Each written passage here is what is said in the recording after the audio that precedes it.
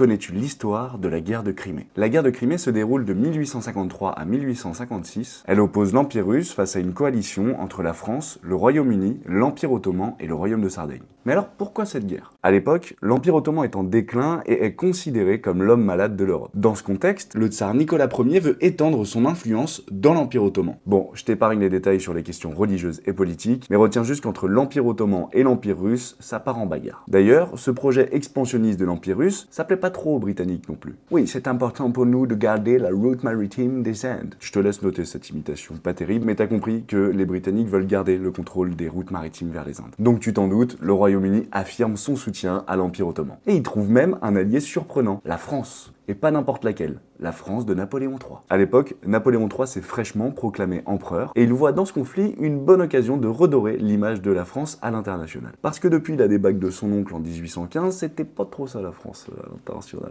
si tu veux mon avis. Alors en mars 1854, le Royaume-Uni et la France rejoignent l'Empire ottoman et déclarent la guerre à l'Empire russe. Les conflits sont marqués par différentes batailles, comme celle de l'Alma ou encore le long siège de la ville de Sébastopol qui dura 11 mois. Aujourd'hui pour nous c'est juste un pont et un boulevard. Mais bref, le 30 mars 1856, le traité de Paris marquera la fin du conflit et la défaite de l'Empire russe. Cette guerre, elle est considérée comme la première guerre moderne, notamment parce qu'on voit apparaître des armes nouvelles, mais aussi parce que c'est le premier conflit qui est photographié.